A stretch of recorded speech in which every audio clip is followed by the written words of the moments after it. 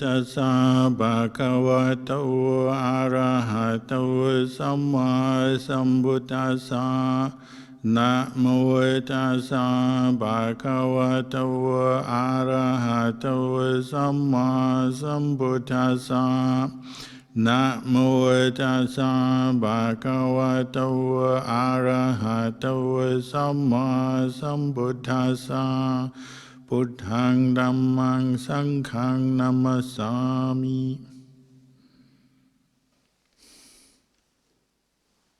Good evening, everybody, and blessings to you all. In a few days' time, it will be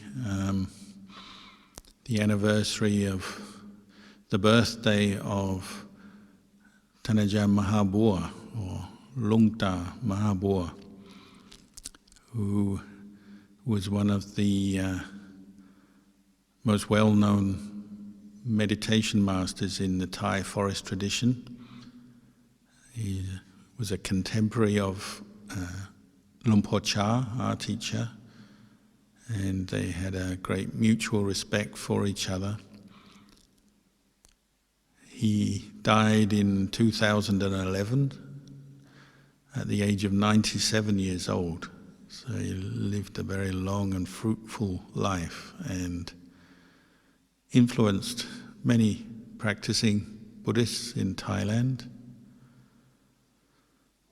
He was, so I thought I would talk a bit about him tonight. I personally knew him somewhat. I stayed at his monastery many times over the years, from when I was a junior monk up until when he died. He was one of the disciples, students of Luangpa Man, the same teacher that Luangpa Cha had.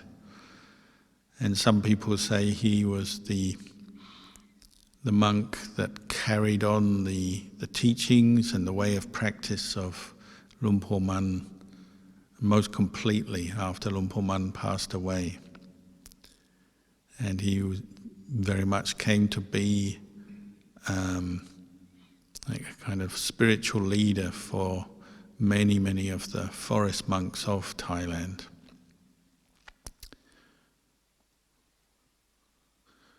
Similarly to Luangpa Cha, before he was born into a rather poor farming family in northeast Thailand, like Ajahn Cha. He had 15 other brothers and sisters, so a very large family. But before he was born, his mother and father had a dream, a premonition. And in this dream, the father's dream was that somebody gave him a beautiful knife, razor sharp with a pointed tip, in a beautiful silver scabbard with a handle made from ivory, elephant tusk. And his mother, she had a dream that she was given a beautiful pair of golden earrings, which she said the more she looked at, the more attractive they became. In those days, and maybe today as well, when people had dreams, often they consulted an elder in the family. So they asked the granddad, what do these dreams mean? They knew they were about to give birth. The mother was about to give birth, but asked, what do these dreams mean? And his interpretation was, well, your son could either become a very fierce and feared gangster, somebody who has great ability to be a gangster, maybe to steal, to rob, maybe we'll have a gang, could go off, live in the forest and wouldn't be caught by the police, be that good at what he did.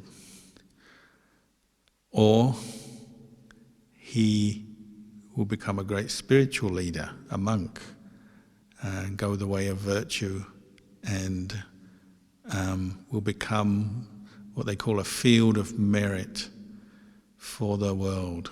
And that's one way they describe a noble one, because the merit you make supporting, practicing with, listening to the Dhamma from a noble one is like a field of merit. It just produces more and more good things for those who come into contact with a noble one. So they decided, well, it was probably that second interpretation or possibility is more likely.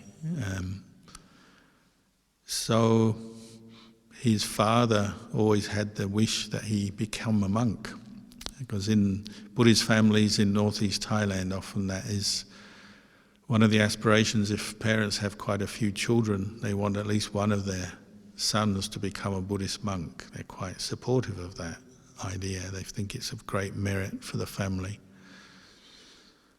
But Ajahn Maha Bua, in his younger life, wasn't yet thinking in that way. He was tough. He was a very hard worker. He was greatly loved by his parents because he had a great sense of responsibility, reliability, and that was needed in farming because there was a lot to do and there were a lot of difficulties in rice farming and running a farm.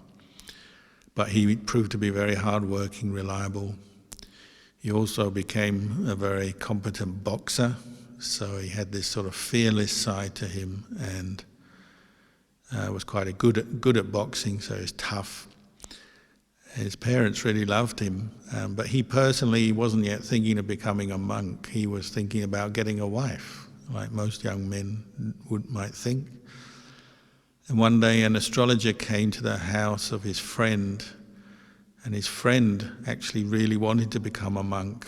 And the astrologer took the hand and read the palm of his friend, and the astrologer said, "No way, you're not going to become a monk, you're going to get married."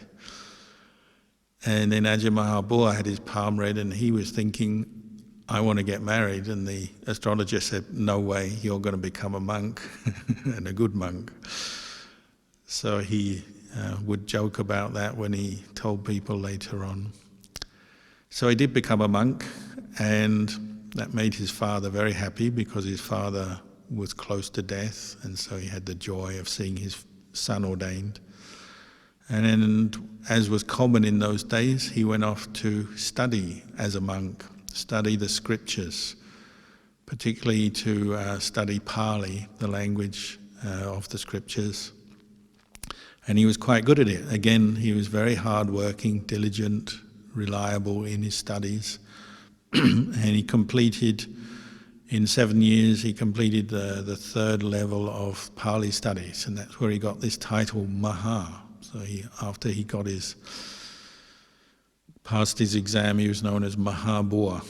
Bua means lotus, so a very beautiful name. His actual full name was Bua Lohit.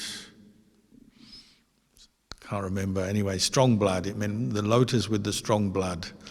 But now he was called Maha Bua in honor of his Pali studies. But as he was studying, he kept having this feeling coming up that study alone is not enough to really penetrate what the Buddha was talking about.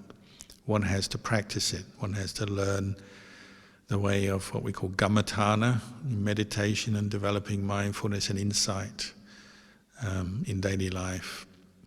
So after about 7 years as a study monk, he went off to find a teacher, and he headed off to find Lumpur Man, who was considered the foremost meditation master in that time. And he went to live with Lumpur Man. And he said when he first got there, he was full of doubts because he'd studied a lot, but he hadn't put that study into practice yet. It wasn't yet his personal knowledge and experience. It was just what he remembered.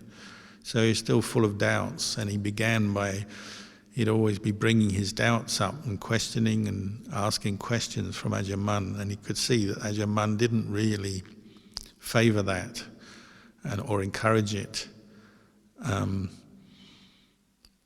And a few times Ajahn Mun was a bit abrupt with him, giving him the impression he really should go off and work it out for himself through his practice. One time he said, Luang Mun said to him, you know, Magga Phala Nibbana, or the path, the fruit and enlightenment, it's not something you'll find in physical form. We call the earth element, the Patavi Dhatu. You won't find it in the earth element, you won't find it in the water element, the air element, the fire element, which is another way of talking about the material world, this body and the material world. You won't find it there. You'll find the path, fruit and Nibbana in your heart. You have to study and observe your heart and all the movements of your heart, your mind. And the word they use is citta. Those movements go in just two directions, either the direction of the kilesas, rooted in greed, anger and delusion, or in the way of Dhamma, the Eightfold Noble Path. And you have to observe and study and cultivate the Eightfold Noble Path in your heart and abandon the kilesas. Then you'll understand what the Buddha was teaching.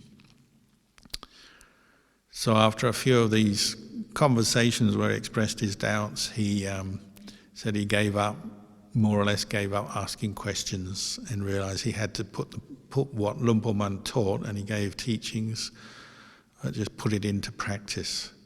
So he became more and more diligent in his practice of meditation, mindfulness, using the meditation object Buddho as he said, as his anchor, developing a continuity of mindfulness in daily life in all postures and developing some deep states of samadhi. And then contemplating. And the instructions he received from Luang Mun was to contemplate the body, to investigate it, to investigate the body and all the feelings that arise in dependence on the body, to investigate the heart itself and this attachment and clinging to the body with a sense of ownership, to investigate that and see how this is the cause of suffering. And for about maybe 8 years or so, until 1949 when Luang Mun died, he stayed more or less with Luang Mun, or if he went away it wasn't for very long, he'd always come back to Luang Mun, his teacher. And he gradually took up a position of responsibility in the group of monks who studied under Luang Mun. Because of his wisdom and diligence in the practice, he was greatly respected. So Luang Mun gave him a lot of responsibility, looking after new monks, junior monks, teaching them, training them, right up until Luang Mun died. And after Luang Mun passed away, Luangta Maha Bua, the young Luangta Bua, had this feeling, I've got to leave now, my teacher has passed away. If I don't put my efforts into my Dhamma practice now, my meditation, then I'll never do it. So he left the community and went off, spending a lot of time on his own, or almost alone, maybe just with one or two other monks, in various hermitages and forest retreats, until not many years after that he attained enlightenment, as he explained in later years. And then not long after that he thought of his parents. His mother was still alive, his father had passed away. So like many monks in northeast Thailand, he headed through the forest back to his home village, home area, and settled down in what became Wat Ban Dat, which is the monastery he lived in for so many years and eventually passed away in. Not far from Udon Thani in northeast Thailand. And once he settled there, he lived very quietly, he was a very private monk. He didn't socialize much. He did teach and lead the Sangha, but he wasn't somebody who was very sociable. So he spent a lot of time on his own, but he took his duties in teaching the Sangha very seriously. But his monastery in the early years was quite quiet, remote, so he wasn't yet, and you might say, a national figure as he would become in later years. He put most of his effort into training the monks in his monastery. So he might have, in the beginning, 10 monks, 15 monks, and maybe up to 20 monks was already quite a lot for his monastery. But he developed a very well-respected way of training monks in every aspect of the monk's life, the discipline, the rules, the ways of practice, the ways of running a monastery, and then particularly the ways of developing mindfulness and meditation, and both states of calm, serenity, and then insight based on that. And he became well known as somebody who trained monks very completely. So it wasn't until the 80s that I went to stay there, but he was still young enough that he was taking an active role in training the monks in his monastery. And he developed a reputation of being very fair, very direct, but sometimes quite fierce, and totally committed to the practice of Dhamma, development of the Eightfold Noble Path, Sila, Samadhi, Panya, for the ending of suffering. So he wasn't somebody who was easily distracted or swayed from that. And he often maybe didn't tolerate so much people who easily got distracted and got caught up in more worldly activities, particularly monks. So he got a reputation as being very direct, very fierce and committed to the practice and trying to instill that in others. So sometimes he could be quite direct and scold monks when they were acting in or speaking in unmindful ways or unskillful ways. He wouldn't hold back. He'd often point things out to monks very directly, shake them up a bit sometimes. So when I was living there as a young monk, he would move around the monastery quite silently. So sometimes in the middle of the day, say at the chores time, where you would be sweeping or hauling water, because there was no running water or electricity in those days, suddenly he could just turn up out of the blue. He moved around very kind of lightly. He was very agile, light, silent, and suddenly you'd be sweeping a path, he'd just suddenly appear out of nowhere. And he'd walk up to you and say, "What are you doing?" So a monk sometimes got a little bit, they were hesitant. They didn't know how to ask. They didn't answer. They didn't want to say the wrong thing. He's just trying to make people mindful. So you might just answer, "Oh, I'm sweeping the leaves." So that happened once. And he just said, "Make sure you sweep the leaves into a pile." Because he complained some of the monks, when they're sweeping, they're not very mindful. They sweep from left to right, and they gradually cause the centre of the path that you walk along to become a rut that collects water, because they just sweep left to right. He said always sweep into a pile and then pick the pile of leaves up, and that way you preserve the shape of the path. So he would just ask you, "What are you doing?" "Oh, sweeping leaves." He would come out at about 1 in the afternoon, because the meal was about 8 a.m. He would come out about 1 in the afternoon and sit at a little shed, which is basically a shack called the dyeing shed, where you boiled water to dye robes and wash robes, but it was also where the monks could have an afternoon drink before they did their clean-up of the monastery. So if he was in the monastery, pretty much every day he would come out and sit. And you always knew he was approaching, because all the Thai monks were so respectful of him. They would scatter. As soon as they scattered, you know he must be around. They wouldn't like to sit with him in case he asked them something and they gave him the wrong answer, or they get a scolding for one thing or another. So out of respect, they would kind of disappear into the background. But the Western monks tend to sit there, slightly different cultural background maybe. But the first time I stayed in the monastery, as he walked up, I also thought, "Oh, but I'll just quietly disappear." But Ajahn Panya, who is his senior English monk, just put his hand on my knee and said, no, just stay there. So over the years, I was lucky enough to have many occasions to be able to sit very closely to Ajahn Maha Bua, listen to what he had to say. Sometimes he'd talk to Ajahn Panya or somebody else, or maybe a senior monk would come and visit him. So senior monks who were great teachers in their own right might come along and visit him, and they'd just bow to him. The floor of this shack was just a mud clay floor, and they would just bow there and sit and have a chat with him about some business. Sometimes, occasionally, he'd ask people about their practice. One notable time he asked me what I'd attained in my practice. And I was so junior then, I didn't want to answer, so I just kept quiet. And he chuckled. He was just kind of poking me.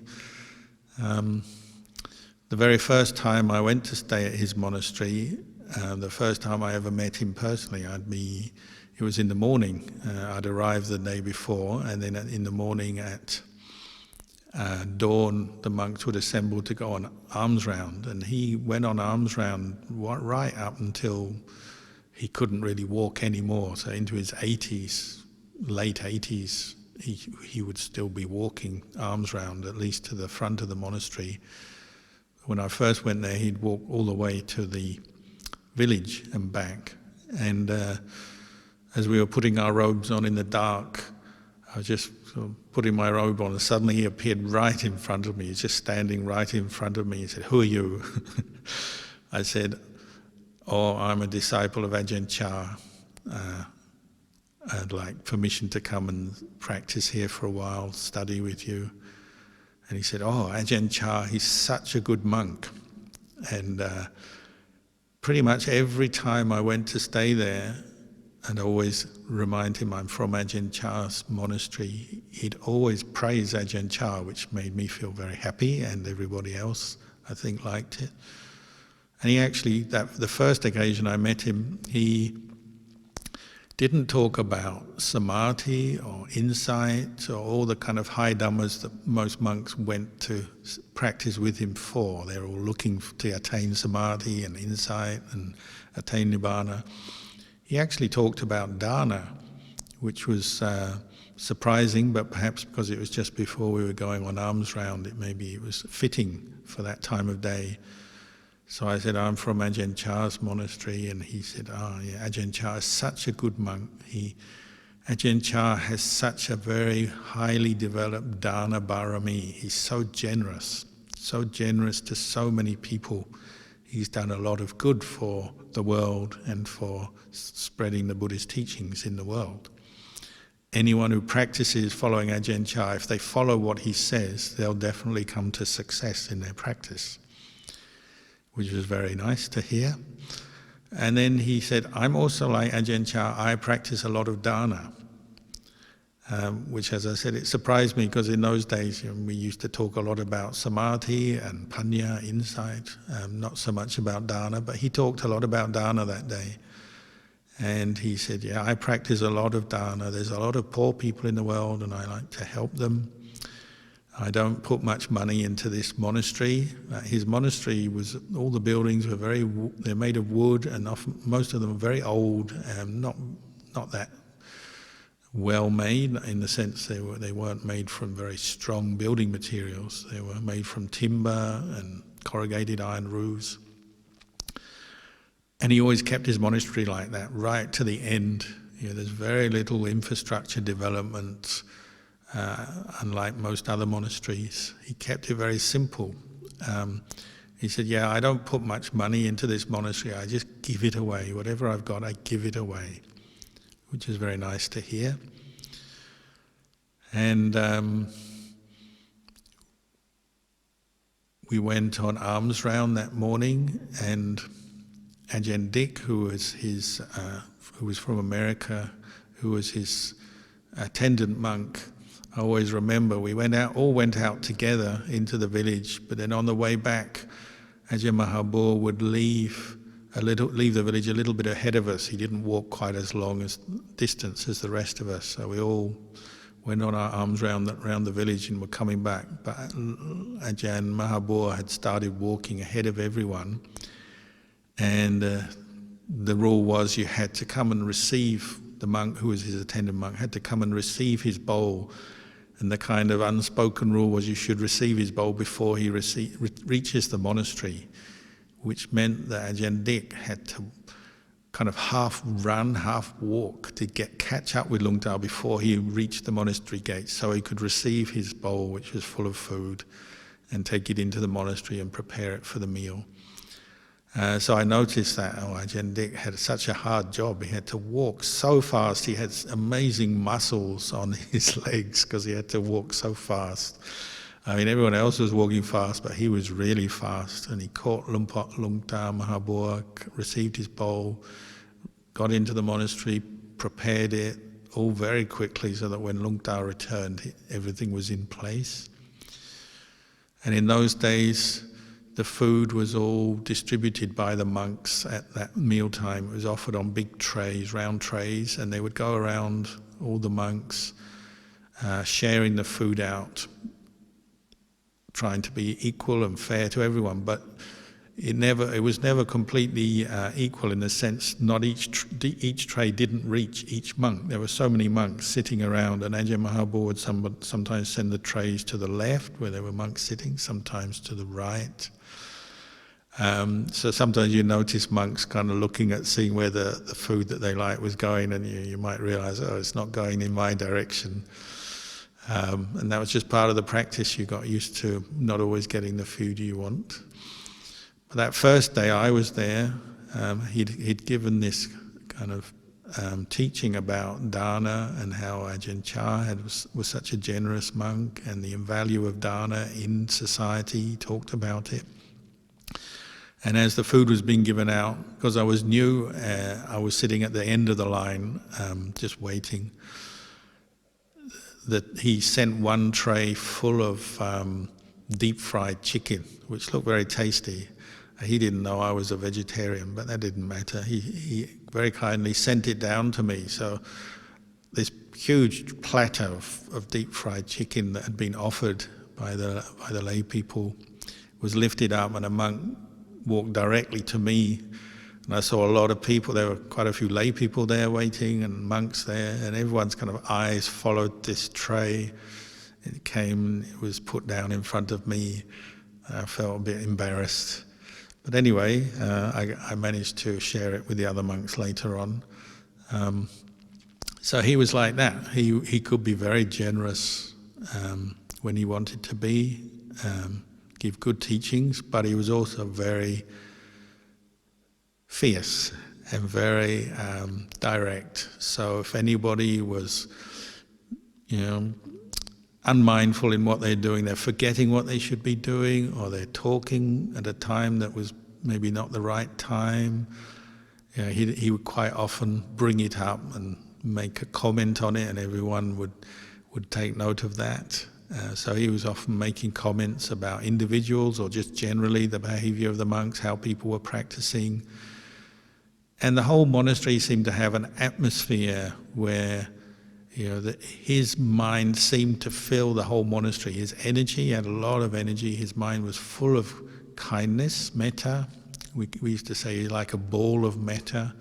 Just this very positive, kind, clear energy seemed to pervade the monastery. And with that, everyone had the feeling he kind of knew what everybody was thinking and doing, even in the middle of the night. So some of the comments he'd made was like, last night I walked around the monastery, it seemed to be a lot of monks snoring.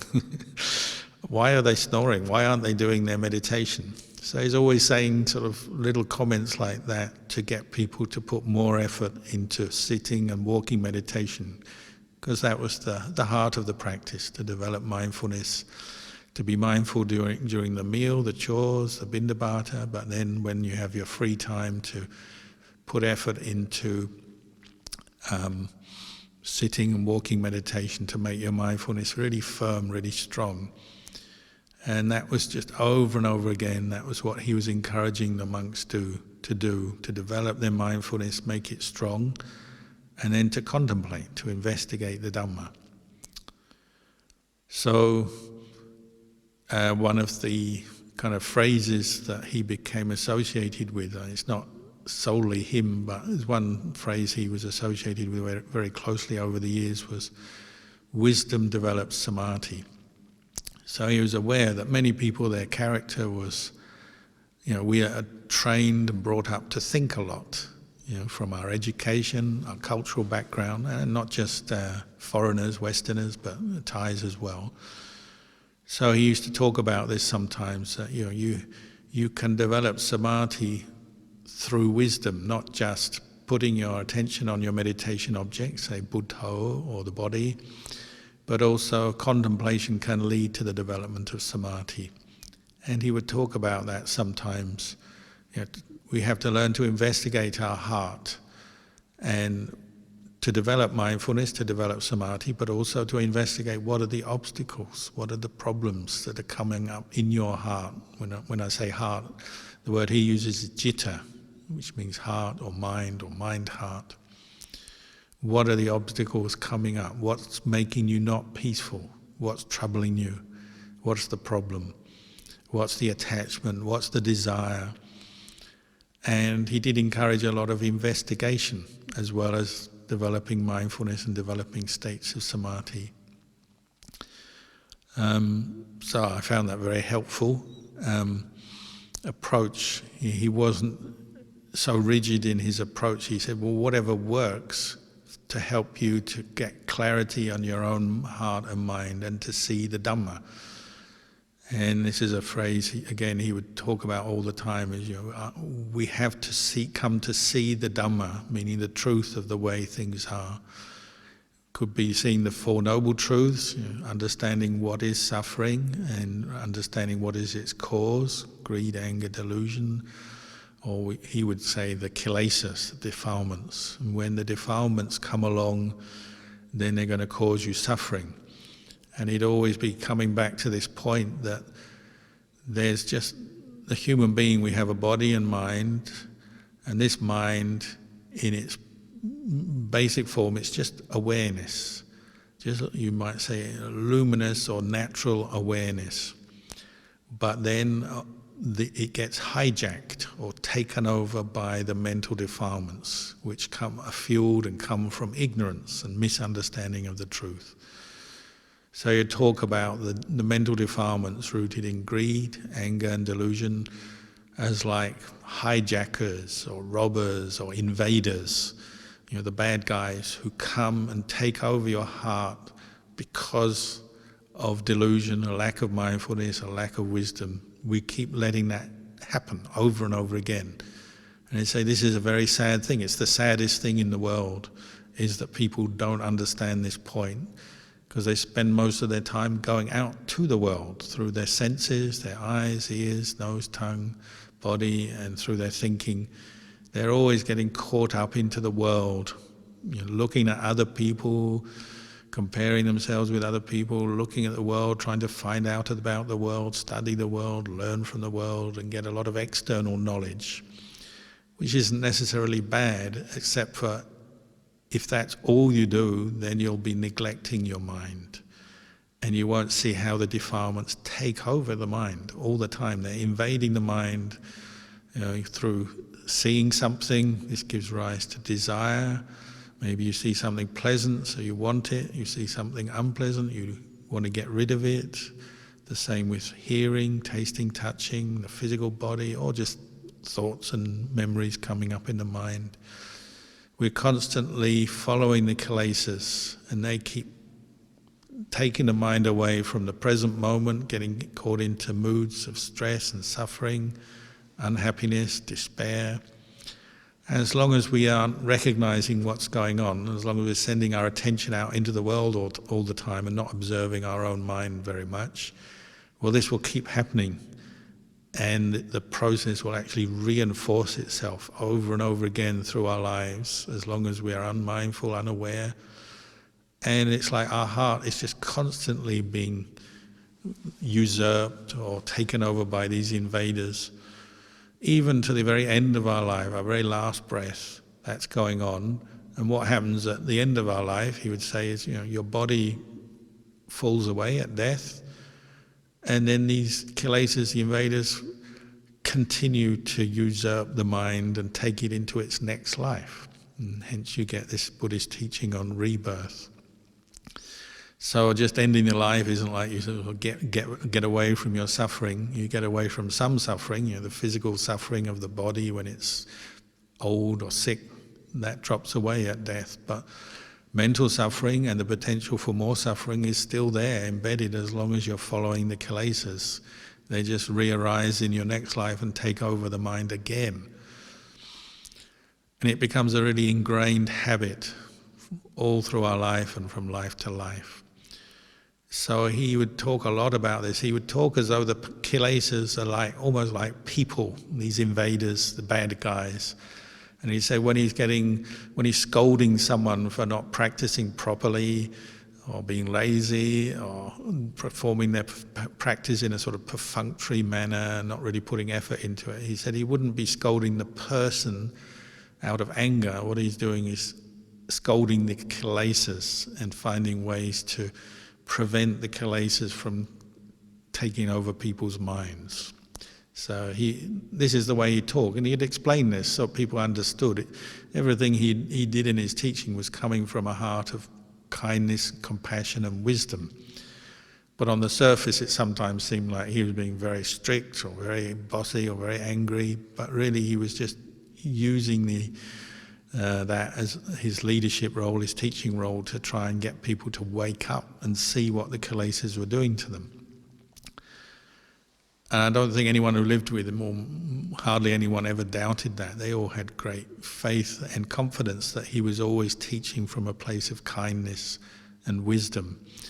But nevertheless, sometimes it's quite hard to take because he could be very direct and really pick you up if you're being lazy or acting out of anger or acting out of greed. If he detected that on his radar, then it could quickly lead to a rebuke or a comment, and just a comment or even just a look would be enough to kind of make the kilesas wither a bit or tremble a bit inside your heart.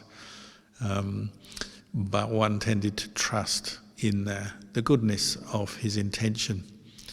So he was a very successful teacher. Over the years he produced very many good monks who have gone on to become their own teachers, and many of them are considered enlightened teachers in their own right. And he developed this great atmosphere at his monastery. As soon as you walked in the gate, you felt, this place here, they're practicing.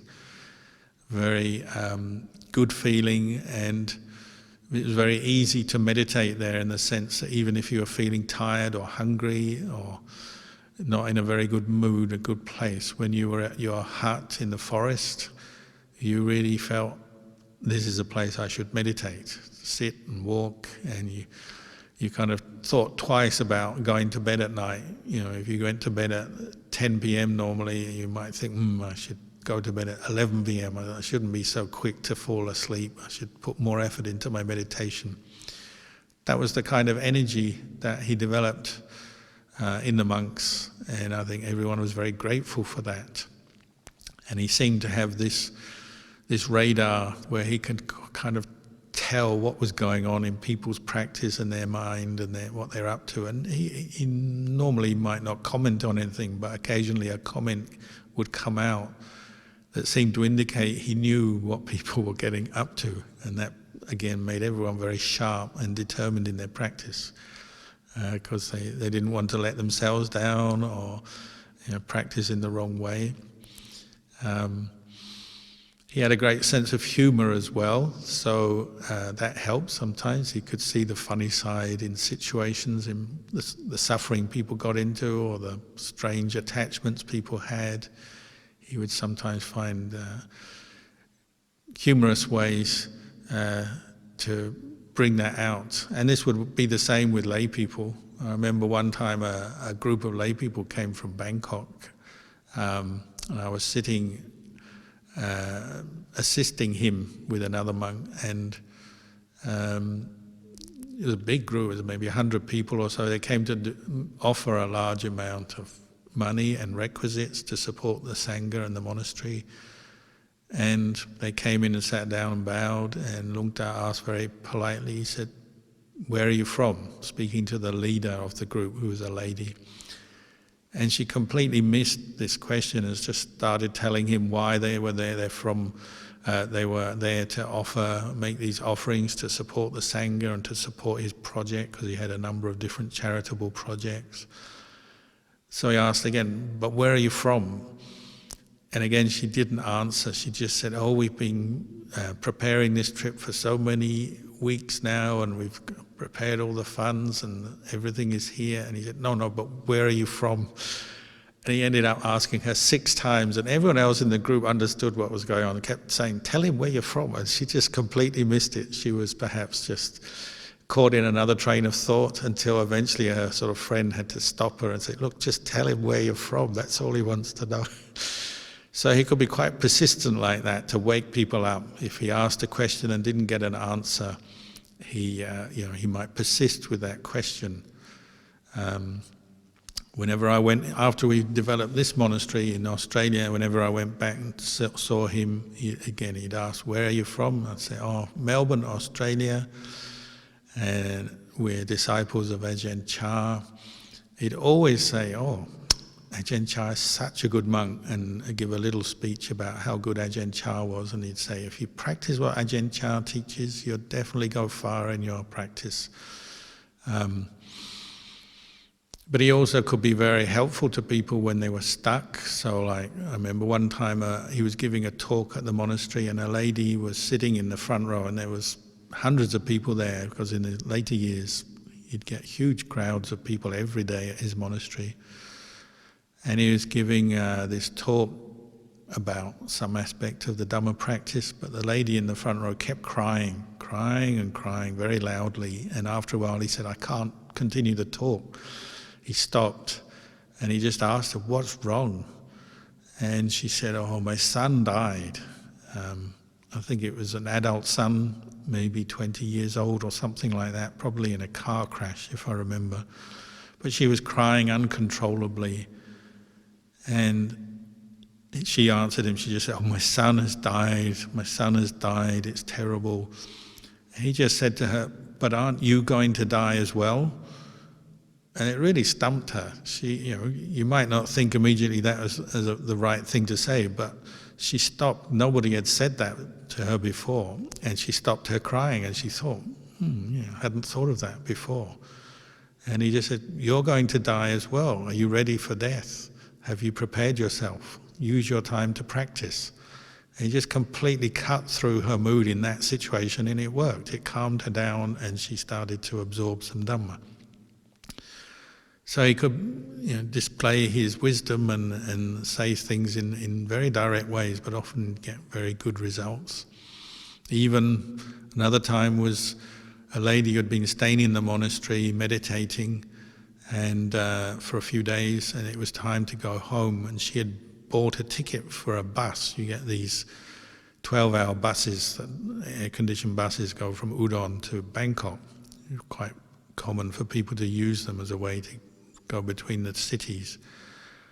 And she came to bow to Luangta in the morning before it was time to go and catch the bus. And he said, "Where are you going?" And she said, "I'm going home today, back to Bangkok on the bus." And he said, Don't go on this bus." And she said, No, I've got my ticket, I've got to go, I've got other things I've got to do." And he said, No, don't go." And again, she was very persistent. Many times she said, "No, I've got to go, I've got my ticket." And he kept being persistent, saying, "No, don't go, wait another day before you return home." And in the end, everyone around her said, "Oh, you really should listen to him, he's probably saying something quite helpful." So eventually she agreed not to go that day. She postponed to the next day. And it turned out that bus had a crash, and she hadn't got on it. So maybe he also had some special knowledges which would help people at different times. Many monks and lay people have commented how he seemed to have helped them in different ways, warned them about things, observed things about them that they hadn't seen. Over and over again this would happen, which only added to people's faith. But until probably the mid-90s, he was always quite a private person. He would go to other monasteries to teach the monks and visit. He would go on various dana projects, supporting poor villages, giving alms, extra alms from his monastery, supplies, food and blankets and all kinds of things. He would do quite a lot of charity work, but still it was in a fairly limited way, limited to his region where he lived. He would go to Bangkok as well, but he wasn't yet maybe a nationally known figure. But then in the 90s, particularly the end of the 90s, there was a big change took place in his life and in Thailand as a whole. The economy crashed, I think 1997. At that time, he'd actually been, he said, very close to death. He hadn't been very well at all. Often he wouldn't come out and meet people when they came to the monastery. But after that economic crash, he seemed to get a new lease of life. And so many people know him from the last phase of his life, from 1997 to 2011, when he suddenly became very outgoing and traveling all around Thailand to teach Dhamma and start various charitable projects. His most famous one was the one they call Choi Cha, Helping the Nation, where he established a fund. People would offer either gold or cash into a fund that eventually went into the national fund, the government funds to support the economy of Thailand. And at first everyone thought, well, that's a bit ambitious. How can one monk raise money enough to affect the economy of Thailand and help the economy of Thailand? But being who he was, somebody with great barami, great kindness and compassion, great energy, great wisdom, he started and it snowballed, and he ended up raising thousands and hundreds of thousands and millions of dollars worth of funds, and gold bullion was offered as well, all over Thailand. For many years he was doing this, and it all went into the national coffers to support the economy. He was even mentioned in Time as one of the largest single-handed donors of any charity in history. And he didn't just do that project. Over and over again he did amazing projects. He put money into building hospitals, building hospital wings, equipping hospitals, paying for the wages of the staff of hospitals, particularly eye hospitals, but many other hospitals. He was famous for helping to build and support a dog's home on the edge of Bangkok, because there were a lot of stray dogs in Bangkok and nobody was looking after them, so he would fund that. Visiting prisons, paying for conditions in prisons to be improved, raising funds for them, giving them Dhamma teachings, and so many different projects, as well as teaching Sangha and lay people around Thailand. So there's another way I got to meet him, because he would come to monasteries, forest monasteries and general monasteries around Thailand. He would visit. People would invite him partly as a fundraising thing for this project and partly to hear the Dhamma. So he visited Ajahn Anand's monastery when I was living there on a number of occasions.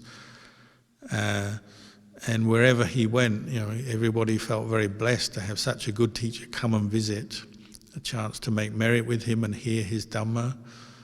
And he would, it would be a chance for monks to spend time with him. If he stayed the night, he would inevitably be in a kuti somewhere, and he would often give permission. You could go in and we'd massage his feet but have a chat about the Dhamma, which was a very special occasion.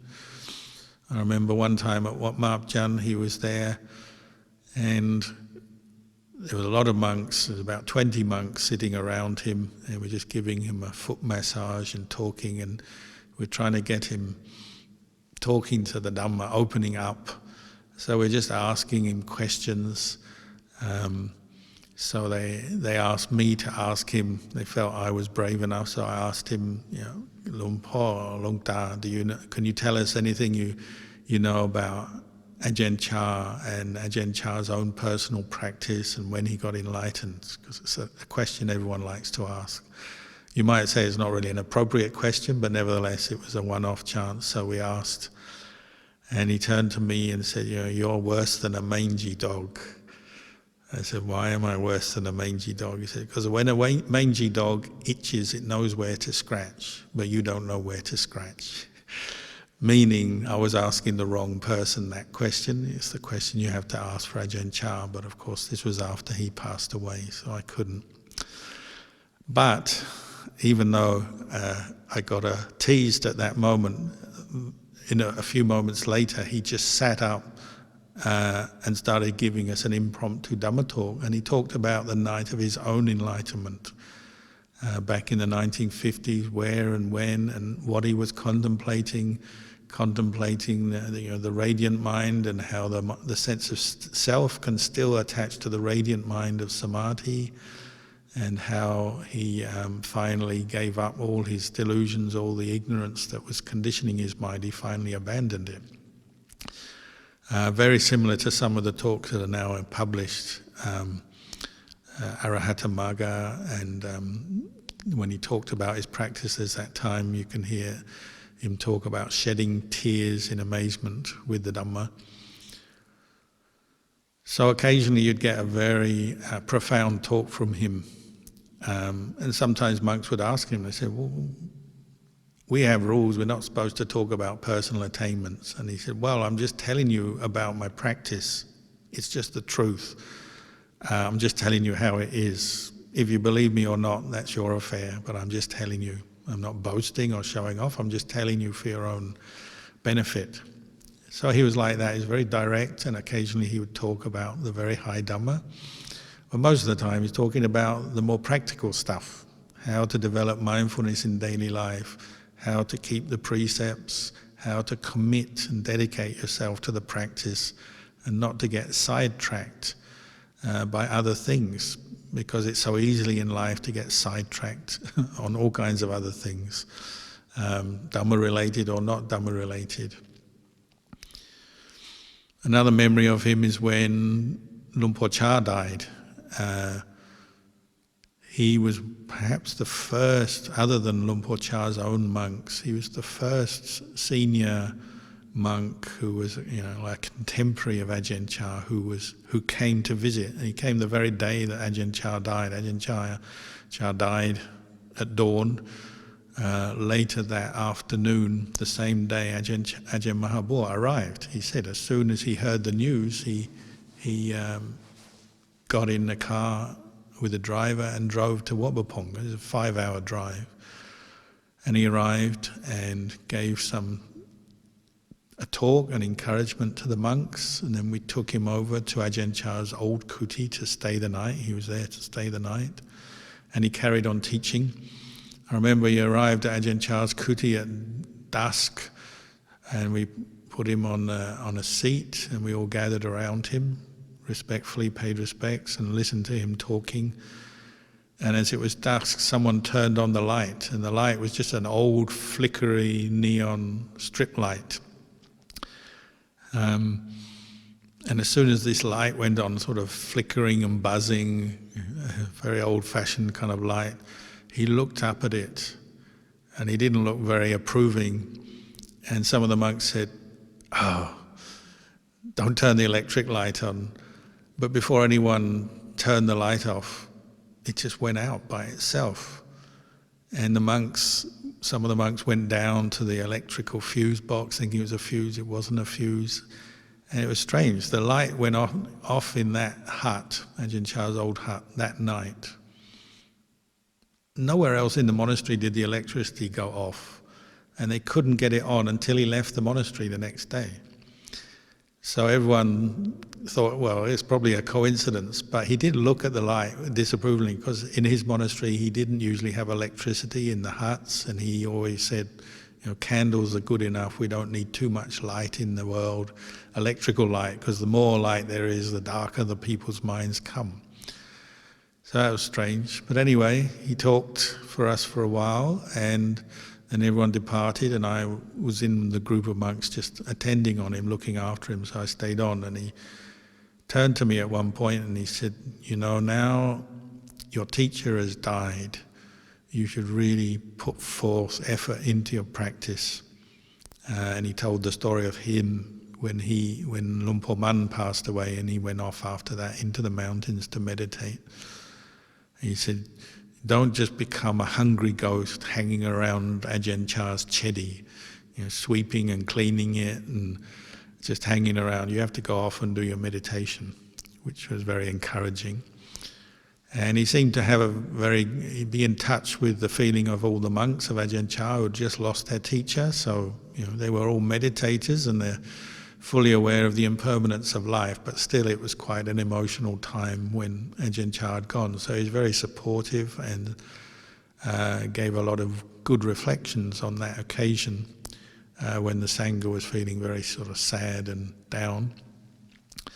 And then over the years he came back a number of times to visit Wat Pananachat, Wat Bapong, and then later I would meet him at Wat Map Chan. So always very grateful for his presence. Whenever he would visit us at monasteries or we'd go and visit him, it was always a boost to people's practice, both Sangha and laity. And we're fortunate, many of his books are translated into English and you can read them online, you can get them. His monastery is still there, you can visit it. And the way of practice, most importantly, is still available for us. The way of developing sila, samadhi, panya. I think that's what he would leave as his legacy maybe, is we have to work. He'd say this is the work of a Buddhist practitioner. We have to work on our own hearts to free them from greed, anger and delusion. We have to develop the path to do that. Develop the virtue, the mindfulness, the effort, and the wisdom to recognize defilements for what they are. They're the bad guys that take over our heart, bring us suffering, and they have to be abandoned from the heart. And you need a lot of determined effort, mindfulness and wisdom to do that. And that's where we should put our effort in. So maybe for tonight I'll leave you with these recollections in honor and gratitude to one of the well-known meditation masters from Thailand, whose birthday would be on August the 12th next week. He's not with us now, but his Dhamma stays on, and we're very happy for that, very grateful for that. And I'll leave you with these reflections tonight. Dhamma